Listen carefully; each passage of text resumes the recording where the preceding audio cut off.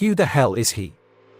A familiar face of the BBC, who has peered into the living rooms of the nation for decades and delivered some of the world's biggest news stories, including the late Queen's funeral and the coronation of King Charles in his dulcet Welsh tones and calm, collected manner. But who is Huw Edwards?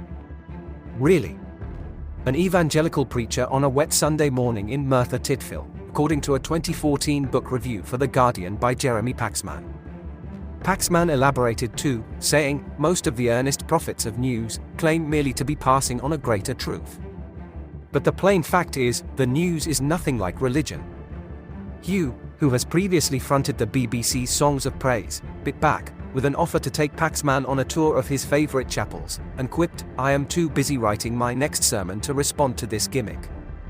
This brief glimpse of Huw Edwards, who has recently been accused of paying a teenager thousands of pounds for sexually explicit photos, is perhaps a good indication of the type of man we are dealing with. Huw, a patriotic Welshman, who is Vice President of the National Churches Trust, was born in Bridgend on August 18, 1961, and moved with his Welsh-speaking family to Llangeinec, near Llanelli, Carmarthenshire, in 1966, when he was just 5 years old.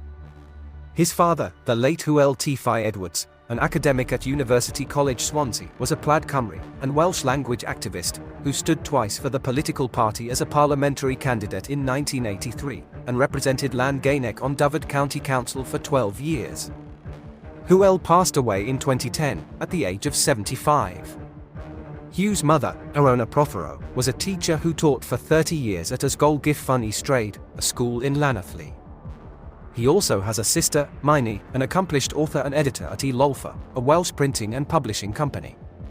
Huw attended Llanelli Grammar School and decided he wanted to be an academic at around the age of 14. He was ready to dazzle the world with his ability, apparently, when he applied to study at Hertford College in 1978. However, he was rejected and instead studied French at Cardiff University, where he eventually became an honorary professor in the School of Journalism, Media, and Culture. Huw was also rejected by Oxford, which he said was the making of him, telling students during a Philip Geddes Memorial Lecture at the university on May 19, 2023, "I have the scholarly giants of Oxford to thank for the fact that I've been a dazzling success as a journalist." Huw also admitted to the students that he was a rather stroppy and arrogant teenager, and was appalled to receive a rejection letter. Huw, who is said to be currently suffering severely with his mental health, according to his wife, continued his lecture, which took place just 7 weeks before the Sun newspaper broke the alleged teen photo scandal on Friday the 7th of July 2023, telling the students that failure and setbacks are a part of life. They are not the end of life.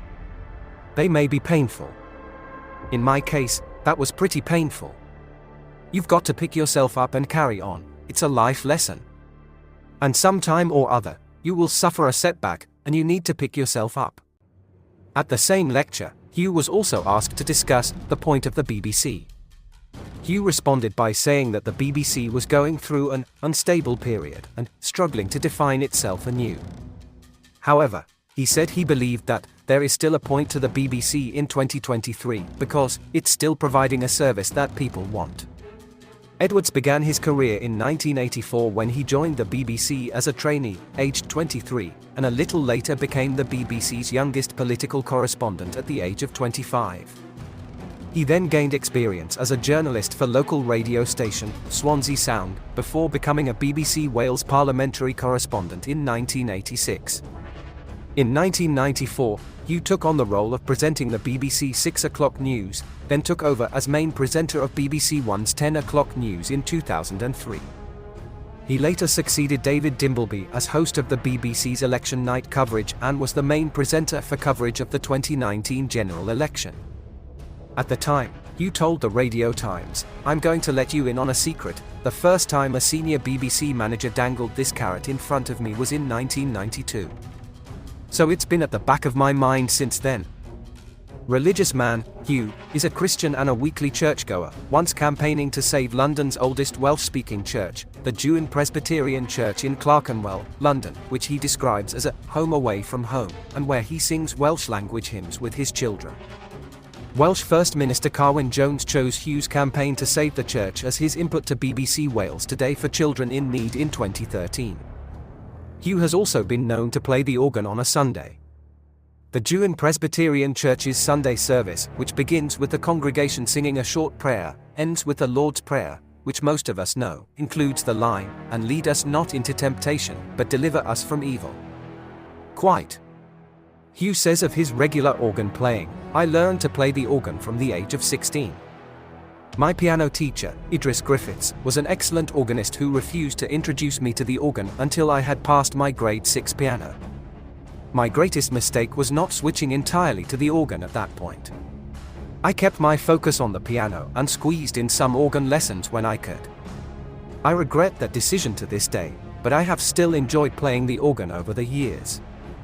And Huw, it has been reported, was leading a quiet life at his detached home in South London village, Dulwich. However, the Sun newspaper reported on October 4, 2019, that Huw had faced a terrifying dawn burglary when he and wife Vicky were woken in the early hours of the morning. Huw was reported to have confronted the thief before they fled. The article goes on to say that brave Huw was woken by the intruder at 5:30 a.m. and dashed downstairs to approach and eject him. However, a source who said that Huw ran down after the burglar revealed that Huw was a whisker too late, because the raider drove off in Huw's black Mercedes GL SUV. The source continued, "He saw the criminal driving off in the car and trudged back to the house. He put it down to one of those things which happen when you live in a city." Apparently, police were called, forensic checks were carried out for fingerprints and DNA samples. The following day, Huw's Mercedes was recovered. The Met Police said at the time, "All lines of inquiry are being pursued. No arrest has been made at this stage."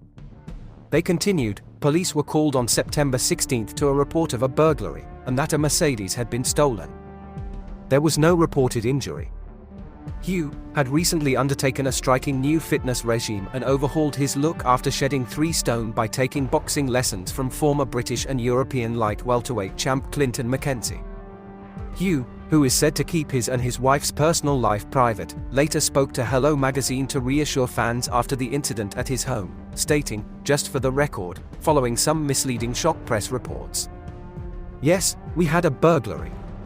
No, I didn't chase the burglar. The police are dealing with it. It happened a month ago. We're all fine." Churchgoer Huw has also written a book entitled City Mission, published in 2014, in which he explores the history of London's Welsh chapels. He said it is impossible to understand the history of the Welsh in London without appreciating the central place of organized religion. Continuing, Huw said, "No city in the world can rival London for its cultural diversity. But one of its oldest ethnic communities, Cymru Lundain, the London Welsh, is one of the least prominent and least understood." He then adds, "Religion provides a vital key to unlock that mystery." So, it begs the question, could religion be the key to unlocking the mystery of Huw Edwards? Or, could he be a member of another kind of social institution? More to the point, how did Huw Edwards' tie end up being auctioned at an Eisteddfod ball at a Masonic hall in Penarth? Huw, it appears, not only donates his belongings, but is also a regular attendee at such events. He is pictured here attending a 50th Charter celebration dinner for Rotarians at Pembrey and Buryport, alongside Assistant Governor of West Wales Rotary, Mary Adams of Narberth and Whitland Rotary, and here he is again, pictured with her husband, also called Huw. Huw Edwards was again spotted indulging in a little after-dinner speaking after a conference gala dinner at Rotary District 1150 in Mumbles, South Wales, and here he is, yet again, attending Sudbury Rotary Club as guest of honour at their annual charter dinner held at the Secret Garden restaurant in Sudbury. We decided to have a little look at what the Sudbury Rotary Club is all about, and on checking their website, it seems to be very actively involved in local events. Each year they give over 700 primary school children the opportunity to experience and learn how to deal with real-life situations. In addition to Santa's grottos and school Christmas concerts, their work also focuses on environmental issues, and they have helped 300 primary school children to attend educational visits to local environmental and wildlife sites.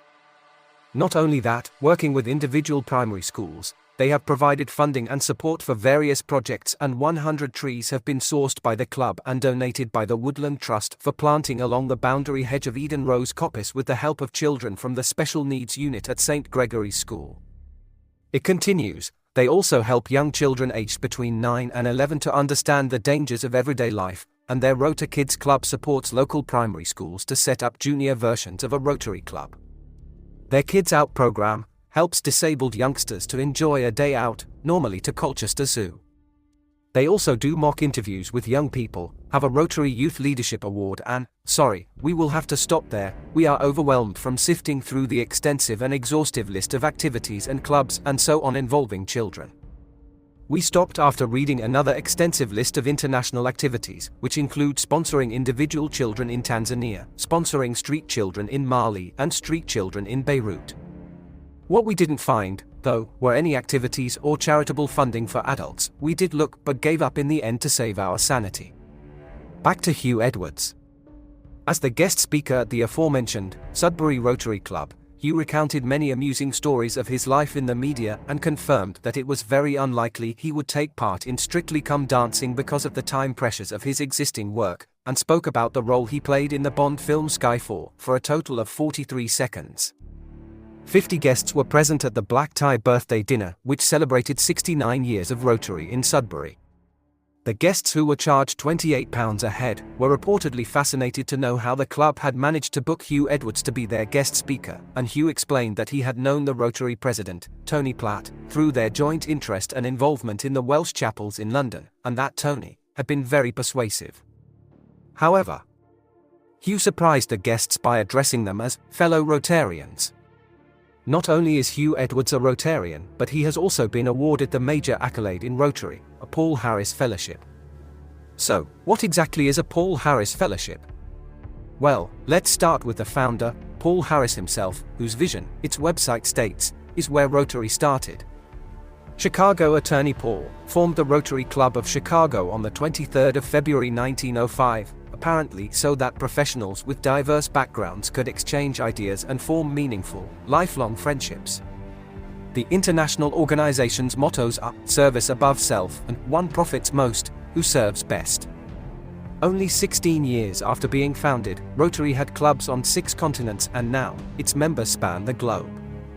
They state that they are not afraid to dream big and set bold goals, and they began a fight against polio in 1979 with a project to immunize 6 million children in the Philippines. So, how does one become a member of this club? And indeed, how did Huw Edwards gain the major accolade, a Paul Harris Fellowship? Their main website states that when $1,000 is contributed to the Rotary Foundation, a request can be made for an individual to be recognized as a Paul Harris Fellow. That person can be a Rotarian or a member of the community who is not a Rotarian. When a person is recognized as a Paul Harris Fellow, they are presented with a certificate signed by the Rotary International President and the Chairman of the Trustees of the Rotary Foundation, and also presented with a lapel pin and medallion. The contribution to the Rotary Foundation can be made in one sum or by cumulative giving over a number of years. Individuals can make a personal contribution, or the contribution can be from a club, a company, or business.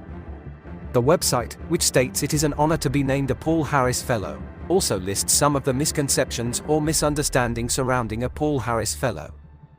One example stating that when a club contributes $1,000 to the Rotary Foundation, the club sets its own criteria for naming a Paul Harris Fellow. Usually this is done to recognize an outstanding commitment to the club or the community. Another example states that a personal contribution of $1,000 and the subsequent recognition of a Paul Harris Fellow should be encouraged, not criticized. It is a donation to the Rotary Foundation, Rotary's own charity and, therefore, every Rotarian's own charity. It continues again, about the $1,000, stating every Rotarian should strive to be a Paul Harris Fellow because for each Paul Harris Fellow named, they know that $1,000 has been given to the Rotary Foundation. Similarly, for each sapphire or ruby added to a Rotarian's Paul Harris Fellow pin, an additional $1,000 has been given to the Rotary Foundation. It states we should celebrate each of these milestones and gemstones for what they represent. That is, a gift to the Rotary Foundation and an opportunity to do even more good in the world through the foundation. In a section entitled, "What about when my club names me a Paul Harris Fellow?" or adds a sapphire or ruby to my Paul Harris Fellow pin, it states, "Be very proud and honored." In your name, the club has donated the sum of $1,000, in brackets it says, or more, to the Rotary Foundation. The club is honoring you in a very special way, and you should be proud of that. However, you are still encouraged to personally make contributions to the foundation, and it should not discourage others to make further contributions on your behalf to continue to support the programs of the Rotary Foundation. It goes on, remember, as if anyone is likely to forget, it states, a Paul Harris Fellow recognizes an individual who contributes $1,000 to the Rotary Foundation or has that amount contributed in his or her name. We think we will be dreaming about $1,000 tonight after making this video. No, scrap that, having nightmares.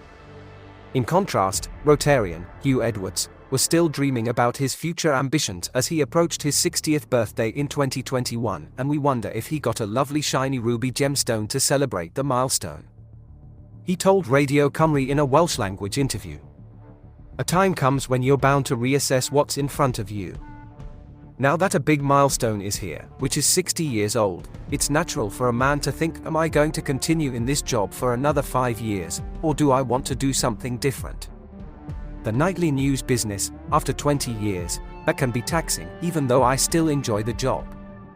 Huw continues, "I don't think I'll be doing that for long. Because I believe that, in the first place, I think it's fair for the viewers to get a change. Secondly, I have co-workers who are very talented, it's time to give them a chance too." But stating that he would not be giving up journalism entirely, Huw added, "I won't disappear tomorrow from the 10 o'clock news because I'm still enjoying myself."